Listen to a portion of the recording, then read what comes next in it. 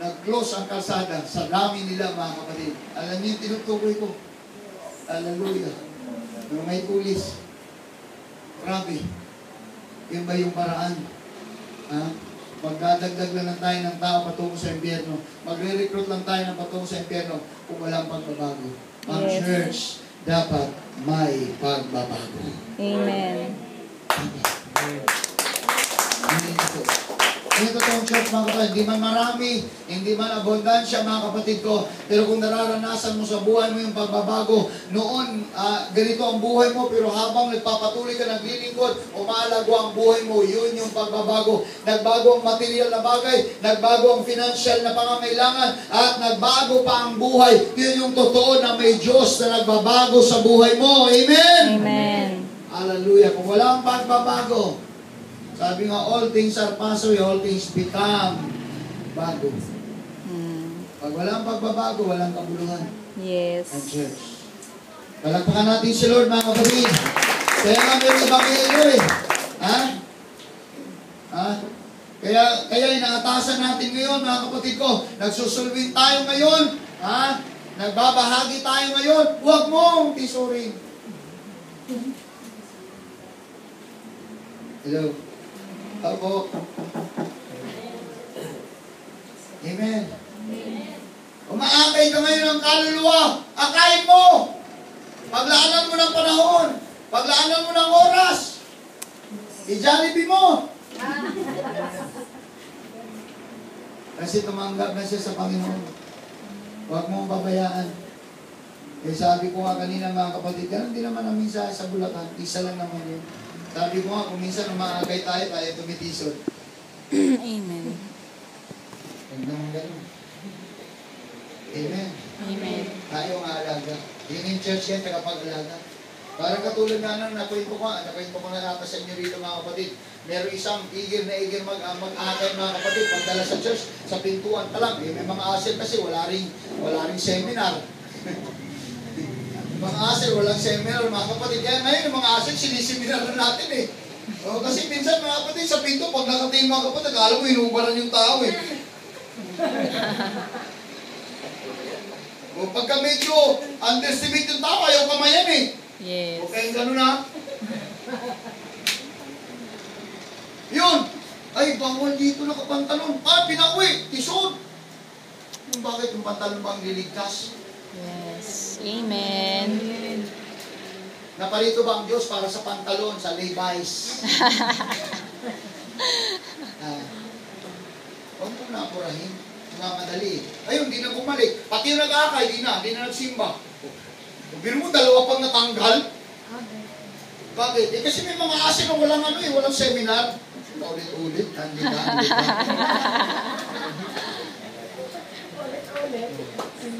Kaya nga ngayon, inaayos talaga, mga kapatid. So far, sa Bulacan, mga kapatid, maganda eh. Wala nang, basta papasok, mga kapatid ko, ng hindi talaga. Kaya gano'n lang. Inaayos ng Diyos eh. Yes. Kasi ang Diyos ng kaayusan eh. Amen. Amen? Amen. Kaya pagka inalagaan mo, mga kapatid, kaya nga sabi ko, kung minsan, pag meron tayong na personal na pangangailangan, pwede ba? Isang tabi muna natin yon. Unahin mo natin. Kasi kung minsan, mga kapatid, yung inakay, lalo na mga kapatid ko, nako, galang ditong inakay ko na to. Nako. Ayun, pinako ng salita si Brother Chris. Huwag. Kung pwede lang. Ha?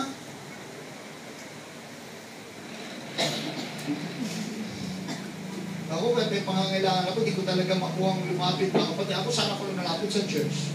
Amen. Pagkalahatan, hindi sa individual, mga kapatid. Nakakaya eh. Pero mo, may nagsabi sa akin, Pastor, no, kaya didimanda ko na. Ano yung sinididimanda mo? Yung pastor doon. Ay, sis, huwag naman. Papatulpo ko lang. Bakit? Paso sa tanda, kung ito utangan ba naman ako, magkano yung utang? 7,000 lang na matamalitan. Hindi 70,000 ba naman, pastor? Saan mo kukunin yung 70,000? Ito sa sabi ko. Ay, huwag bigyan. Pastor. Kaya mahirap eh. Yun yung problema eh. Akay natin, tisod natin. Yes. Diba? Inakay mo, tisurin mo. Nakita ko lang, bumulot, mga kapatid, libo-libo yung pera. Yun na, pinuntahan mo na sa bahay. Ay, magalit ha. Sunod na linggo, ayaw na magsimba. Wag. Amen. Huwag kami, gusto nyo may pangailangan, lapit kayo sa akin. I-refer ko kayo pala, maraming pere. Kasi mali lagi pinuturo ko eh. Hallelujah. Huwag yung mga inakay nyo. Amen. Kayo pa nga dapat magdala niyan kung mayroong madadala ang church. Yes. Kayo pa ang susuporta. Tayo ang church ang susuporta, mga kapatid. Yun dapat, sabi ko ako, alam ko, darating naman yun, mga kapatid, yung mga plano natin sa church eh. Ang mahalaga lang, mga kapatid, magtatayo tayo ng magandang relasyon sa kapwa. Yes. Importante eh. Ha? Kasi kung magtatayo tayo, mga kapatid, kaya natin, pagdating, titisurin natin, wala rin silbi yun eh. Anong silbi ng paglilingkod natin sa Panginoon? Amen. Kaysa tabi mo muna, huwag yung laging daing ng daing, mga kapatid. Problema, dami ko problema. Nabil mo, Kristiyano, ang kinakausap ko sa problema ko, yung mga inakay ko, alam mo, gusto totoo ko. Tapos ba, mag-Bible study na tayo? Pero, bago nangyari yun, bigyan mo sabi ko, paano ako madala? Kung ikaw mismo na nagsasabi sa akin, nagsusulwing sa akin, problematika para ka walang Diyos. Yes. Sa pangangaral mo. Amen. Meron ganun eh. Meron ganun ginawa sa akin, Pastor, balik ka na. Bago kami na gano'n, bilo mo, mga kapatid, tapos yan, ang mga problema, kwento sa akin, nalaman mo ito lahat ng problema. Ba't ako babalik? Yes. Ang bira eh, sinabi mo sa akin yung mga problema, tapos yan, pababalikin mo ako. Parang ganun eh. Ang hirap ko. Problemado mo. Kasi asawa ko eh, walang trabaho eh, kaya dami ko problema. Tapos mamaya, sige, tapos sabi na tayo. Gaganahan pa ako. Hello, kaya ang magagawa. Hello. Amen. Dapat ang MDCF ngayon matatag na. Amen. Ang MDCF ngayon pinagpapala na. Ang MDCF ngayon nagbibigay na. Ang MDCF ngayon tumutulong na. Ang MDCF ngayon, yun na yung dinadaingan, hindi na dumadaing. Amen. Amen. Saan ka dadaing? Sa Diyos ka na dadaing. Dahil naniniwala ko, mga kapatid ko, lahat ng problema mo, may solusyon. Amen. Yun yung importante. Ingatan natin yung mga atay. Ingatan natin yung Bible study. Hallelujah.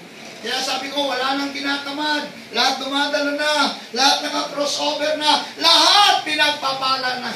Amen. Naniniwala kayong pinagpapala kayo? Amen. O ako, naniniwala ko, binibless na kayo ng Lord eh. Oh.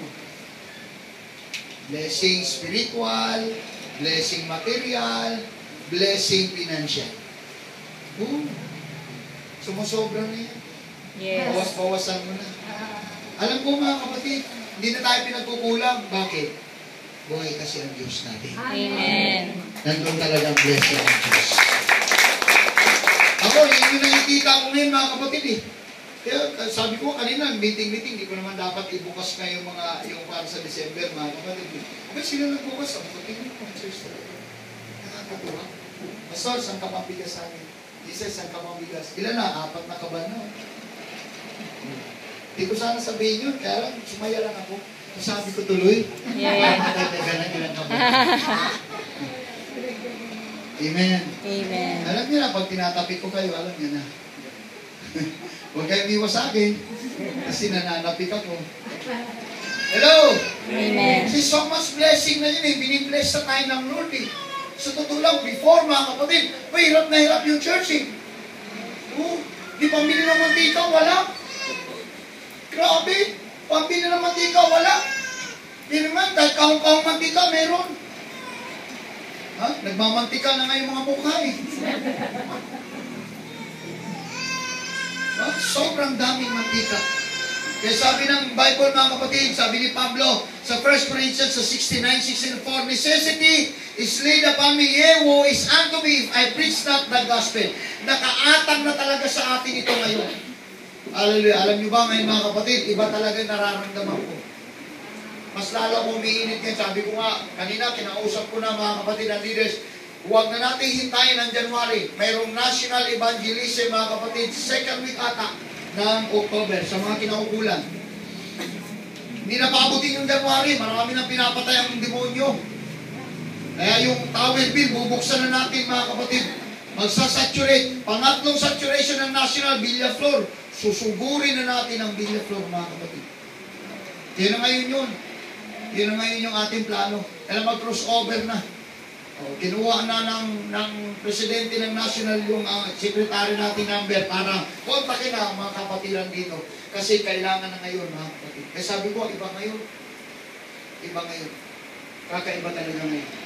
Pero huwag kayong mag-alala mga kapatid, lahat ng anumang napapag-usapan natin dito, kabilang tayo sa mga taong dadalhin ng Diyos sa iglesia ng Panginoon. Amen. Amen! Kaya yung sinasabi ko, huwag lang tayong mapagod sa paggawa ng mabuti. Huwag lang tayong mapagod sa pagsuporta sa gawain ng Panginoon.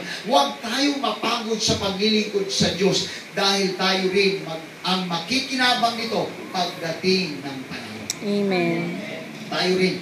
Tayo rin ang maligtas. Tayo rin makarating sa langit. Yun yung ating inaasam mga kapatid ko pagdating ng panahon. Kaya nga mga kapatid, magtatayo tayo ng mga tulay ngayon, bridges to salvation para sa mga taong ito mga kapatid. Kaya sabi ko nga, hallelujah. Pastor, sinong hawak sa tower bell? Walang hawak. Ako nga hawak. Anong gagawin mo, Pastor? Linggo yun. Hindi, Sabado. Sabadista mo na ako. Sabado mo gagawin ang gawain doon. Hallelujah. Sino hawak sa halala, Pastor? Ako mahawak. Tingnan ko lang kung tatagal ako. Hallelujah. Walang hawak eh. Walang gustong matuto eh. Ha? Kailangan may matuto na para may hawak. Ang daming church talaga mga kapatid eh. Sa nabotas, sinong hawak? Ayun si Brother Rolling. Nabotas, meron na. Amen. Wala sila magalit. Kumatabi-tabi talaga kayo dito sa amin, ha? Sige, yun yung panahon ngayon. Amen. Yun yun. Kaya naniniwala ko mga kapatid sa lahat ng ginagawa natin, basta't maging matatag lang tayo, sumuporta lang tayo, tayong lahat ay nagtatayo ng tulay para sa kaligtasan ng mga tao. Amen. Huwag na tayo magsawa. Kabilang tayo dito. Huwag mong sabihin hindi ka kabilang. Hallelujah. Hindi ka man siguro makasama mga kapatid ko sa National Evangelism, pero kabilang ka dahil namamasahe kami. Yung binigay mo, yun yung pinamasahe namin. Yung alkansya natin, yun yung ating iniipon para sa National Evangelism. Amen. Napuno na ba? Bilis naman, 1 linggo pa lang. Hindi, magpabarya kayo ng 1,000, ihulog yung barya. Kasi ito barya, ang pinag-usapan, barya. O di nagpabarya kayo 1,000, hinulog mo lang. O di barya yun. Tapos sabihin natin, walang barya. Pwede naman buo tumanggap yung alkansya. Hindi naman kinakalawang. Yun, lahat yun, papasok yun doon mga kapatid. Kasi marami tayong ngayong gawain talaga. Nabubuksan. Meron isa ngayon sa Galahakmay, mga kapatid, local lang yun, Bible study. Merong gawa, meron din na magpapagamit, mga kapatid. Kaya ngayon, puro gamitan eh. Marami nagpapagamit talaga. Marami nagdodonate. Yung bahay ni Pastor Dong sa Galahakmay, wala namang gamit, mga kapatid. Pinamupunggaran na ng mga adik. Sabi ang Pastor, gamitin yun sa Bible study. Ayun. Sa linggo, mag-saturate na rin. Amen. Grabe na yun. Maraming kasamaan, pero maraming tumatanggap sa Panginoon ngayon. Ito na talaga yung calling ng Diyos, mga kapatid. Amen. Amen. Last days na calling ito. Dahil ang sabi nga, mga kapatid, he that endureth until then, the same shall be saved. Alam po, gusto natin makarating ng langit. Amen. Amen. Ito to. Ako, gusto ko makarating ng langit. Kaya nagpakabuti ako. Ayaw ko nang gumawa ng masama. Nagpakabuti ako. Kaya gusto ko makarating ng langit. Hindi ko na-experience yung langit. Wala ko nakarating doon. Pero nanampalataya ako na maganda sa langit. Amen. Ha? Hindi sa impyerno. Sa impyerno, alam ko kung maganda ba roon. Naninikip na roon. Huwag na tayong sumama roon. Kasi sikip na ang impyerno ngayon. Sa dami ng taong namamatay araw-araw. Ha? Sa Pakistan lang, 300 yung nabomba, patay lahat. Saan lahat yun? Kung hindi nakakilala kay Kristo yun, sigurado yung impyerno lahat yun. Yes, amen. Impyerno lahat yun. Pero tayo ngayon, na nakarinig na ng Ebanghelyo at aayaw-ayaw ka pa, may impyerno ka rin. Yes, amen. Huwag na. Maglingkod na tayo sa Diyos. Amen. Tumahay tayo lahat, mga kapatid. Hallelujah.